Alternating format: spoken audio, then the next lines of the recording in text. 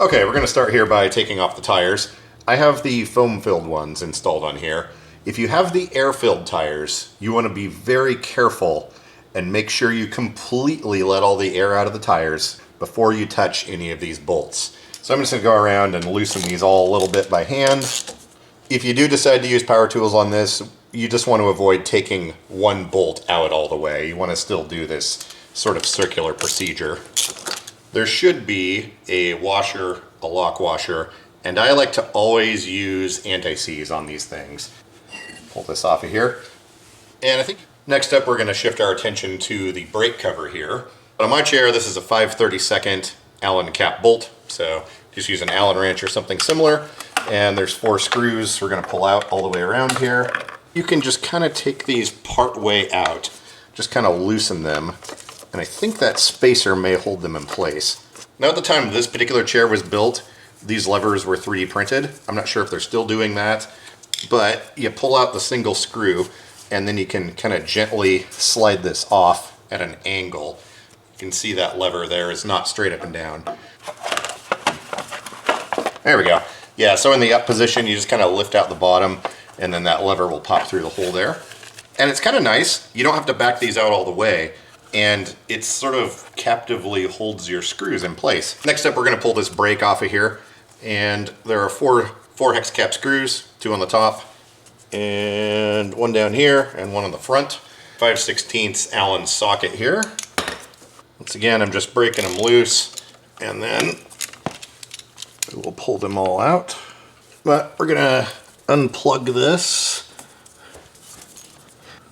For right now, I can't reach the connector, so I'm just going to set this right here on the wheel. Next, we're going to come around to the front of the chair here. And I've tilted the thing back a ways, that way I have access to all this easily.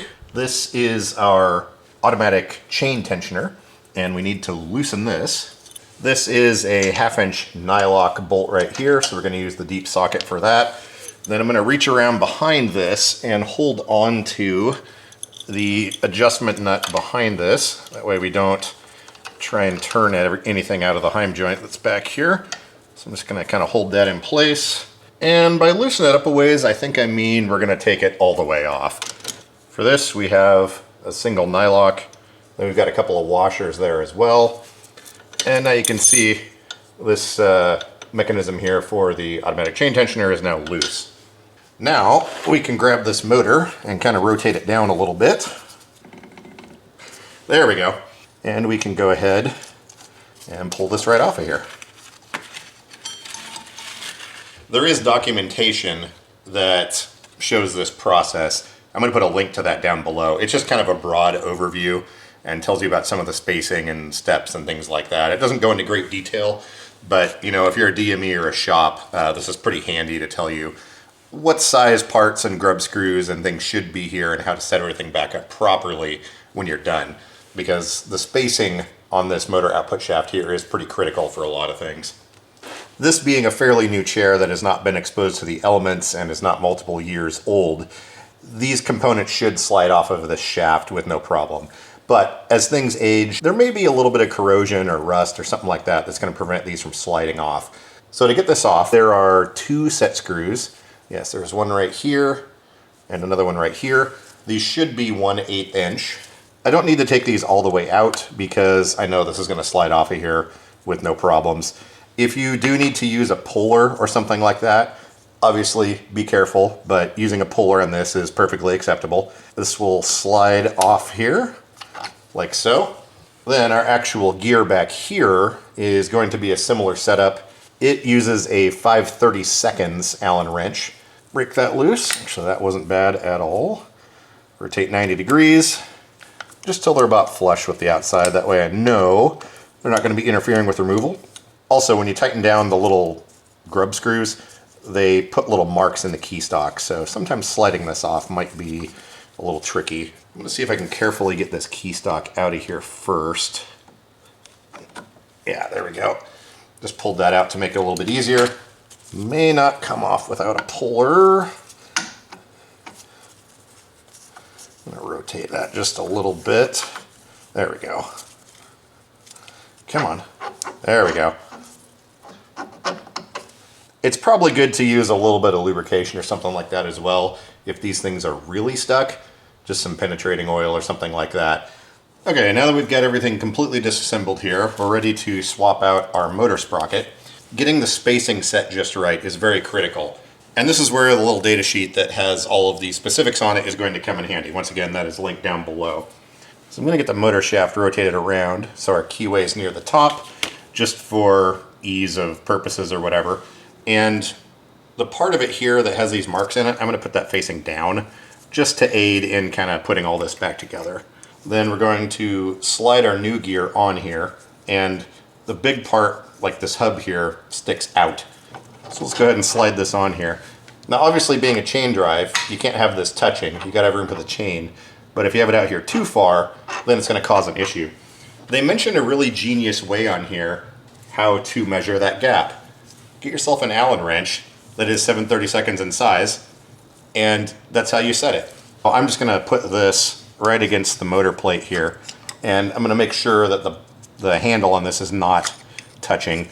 Pull this out a little bit. I'll make sure this is completely flat. I'm going to kind of hold it in place with my thumb here, and then push this back just till it contacts. And there we go. We have our gap set properly. I'm just going to hold the entire thing. I'm going to come in here and tighten up this first grub screw.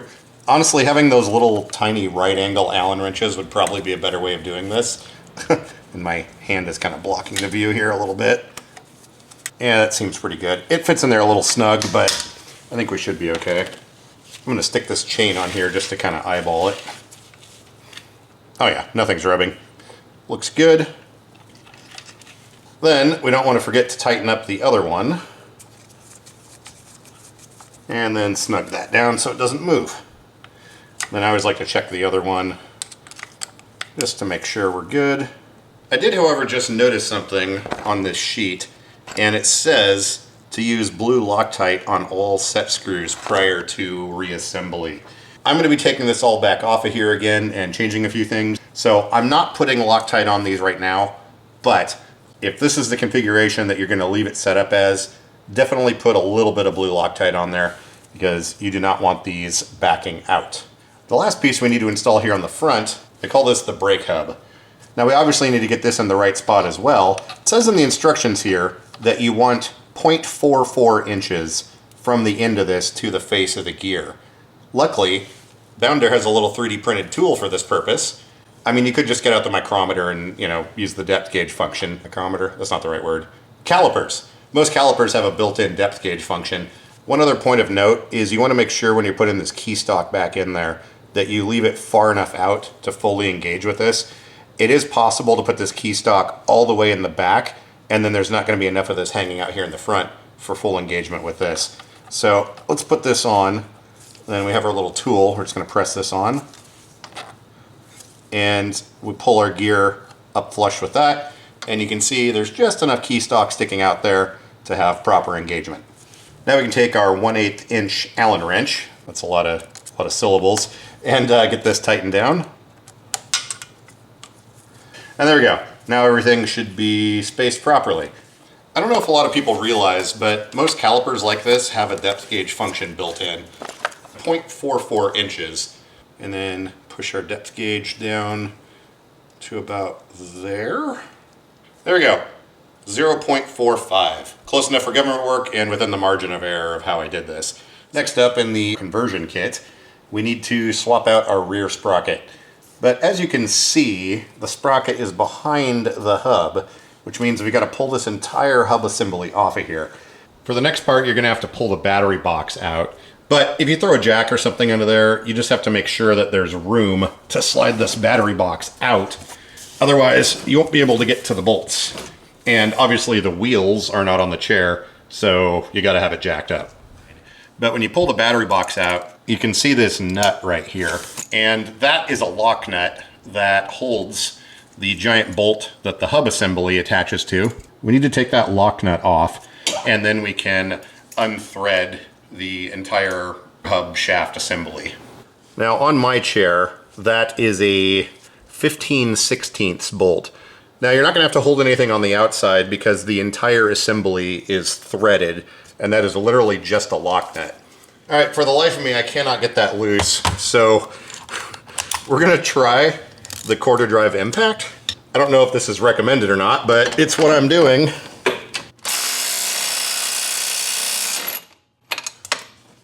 That is very tight. Here's what I'm calling the lock nut. It's, in this case, kind of used as a jam nut. Back out here on the front side, there's a little cap here. You should be able to pull off. Now that we have the lock nut or the jam nut off on the inside, there's a very long bolt that goes all the way through here, and it's threaded. And if you notice, the hub turns around this and the bolt does not turn. There we go. And the entire hub, as you can see, will come off with this bolt. So just kind of pull it out and you can hold it.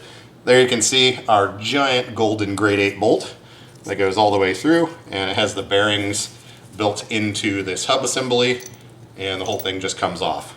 And there is a spacer in here, so you don't want to lose that. To change out the gear, all we need is an end wrench and a socket, and basically just take these nylocks off. These 3 bolts are going to come out of here, and then our gear will come right off. This is like a giant cheese grater for your hand that's sharp. And I've thrown some cardboard down on the ground to kind of keep from damaging the gears and whatnot. But I like to go around and break each of these loose. Then for the purposes of expediency, we're going to use the impact just to get everything off there. Then we can pull each of these bolts out of here. They may require a little bit of persuasion to come out. And the gear pops right off. There is probably going to be a spacer underneath there, so you want to be careful not to lose this. Putting this back together, just make sure your spacer's in here. There are a number of holes here of different sizes, and this application uses the larger of them. So we'll just plonk this down on here like some sort of weird sandwich and get our bolts pushed through. Then we're going to go around and add our lock washer and our nylocks to each one of these. And I'm going to use the impact to just zip them most of the way down, get them close to where they need to go, and then I'll finish tightening them off by hand. Once again, don't use your breaker bar and stand on it, but you want to make sure these are as tight as you can conceivably get them by hand using normal size tools. So stay within the margin of what grade 8 hardware can handle, but you want this to be very tight. So I'm just going to make sure we don't have any dirt or anything in there. Should be fine. Kind of inspect our threads here, make sure they haven't been damaged. Don't forget to add the little spacer. And we're going to slip this back in here. Then I'm going to start this by hand. Get it a good number of turns on there. And then we'll zip it back into place. Then I'll get this tightened down and we'll go around to the inside and get that lock nut put on. This goes on right here. So I'm just going to put that on by hand. Then I'm going to come in here with my ratchet and get this tightened down.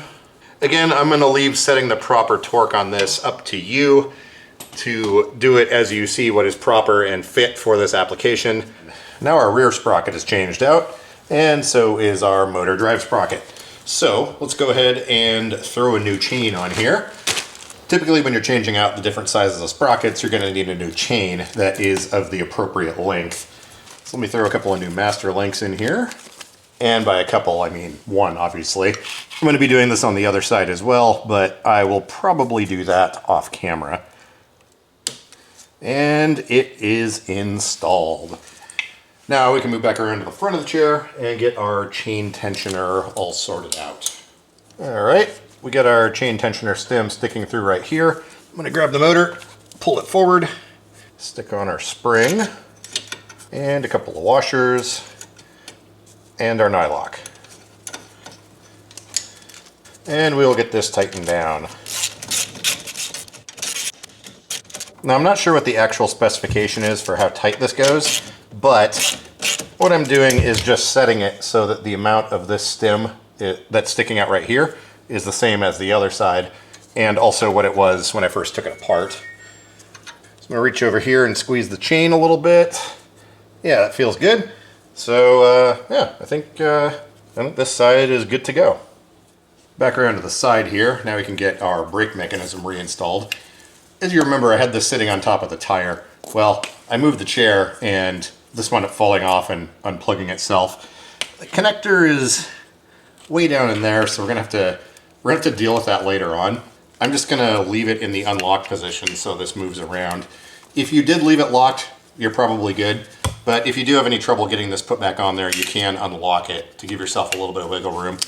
But what we need to do is mesh this collar with this gear right here. So we're just gonna kind of stick it on here, move it around a bit until that goes on. You can turn the motor shaft a little bit to aid you in that. There we go, that's clunked into place. Now we're gonna line up these little ears here on the top. And as you can see, everything kind of moves around. You're gonna see that these mounting holes are conical shaped. And what that allows us to do is use these tapered head fasteners, and it'll allow everything to line up. So we want to put these in one at a time. I'm just going to start with this one, put it in just a little ways, and then this one here. Then we're just going to turn them until the taper just barely starts to touch the bracket. That's going to allow everything to line up the way it should. And then we'll get the other two in here. Going to give this thing a little bit of a shake. As we tighten that up, just turn them slowly in. We're not trying to tighten them at this point, we're just trying to get everything centered. And then at some point you'll notice it quits wiggling around. Now you can go back around and torque all of these. We have our brake reinstalled and I plugged in the cable back there. You just got to kind of look down in there and you'll see where it's attached. Now we're going to put the brake dust cover back on. If you look, there's a little notch here on the front of it, and that's where this cable goes through. Put our brake in the unlocked position. Makes the cover a little bit easier to go on. Make sure that cable's not getting caught. We have our 5/32 Allen. And just like everything else, you want to get all of the fasteners started before you go tightening them down, because it may take a little bit of finagling to get this cover put back on here exactly straight. We are all started. Just make sure that thing's seated properly. Check and make sure it's not hitting the chain or anything over here. Then we can go ahead and tighten these back down. We'll go ahead and put our breaker release handle back on here. Just the single Phillips screw, slide it on. We'll just push this down all the way and then tighten up the screw till it's firmly on there. Now we have our breaker release reinstalled and working perfectly. And now for the fun part, reinstalling our tire. There's a little bit of a trick to this. If you have the air-filled tires, it's not going to be nearly as much of an issue, but these foam-filled ones are fairly thick. The bolts that hold these onto the hub are not long enough to go all the way through an uncompressed foam-filled wheel and interface with those threads. So what I like to do is get two similar bolts that are significantly longer, and we're going to use these to get it started. Then we can get it cinched down, put in two of the regular bolts, then pull these back out and swap on the other ones. Now you don't want to just put the wheel on and leave these in there, because these are long enough to interfere with some of the other fasteners back here. So I'm going to pick two of these holes that do not interfere with anything. Looks like these two right here. And the two halves of the wheel obviously need to be lined up with each other, so keep an eye on that. And you can see, looking at the back, these just barely stick out, which will give us enough length to get this thing attached. And being a split wheel and everything, it's going to take a little bit of screwing around to get these to line up. There we go. Those seem to be in there. Then we're just going to run these down and compress the two halves of the wheel together enough so that we can get our regular wheel bolts in there. You do not want to run those in all the way. It's not going to take a huge amount to get it compressed enough for these to fit. And like I was saying earlier, I always use never sees on these. So Get this one pushed in, see if we're lined up yet. I think we are in place there. Let's do the bottom one. I'm going to tighten these down a few turns.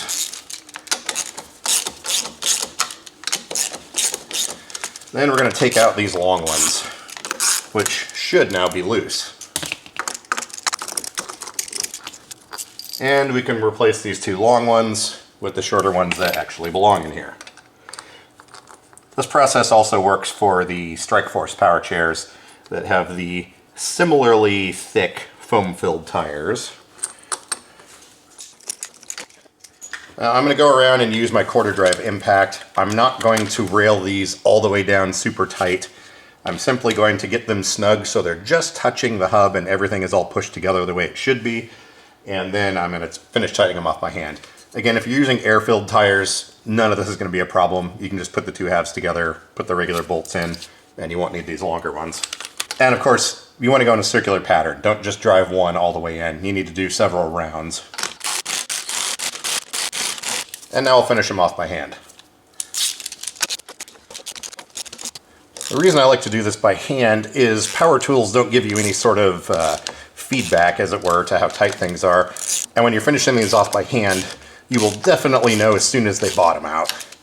And I don't want to gall up the threads on everything, because once again, I'm taking this all apart multiple times.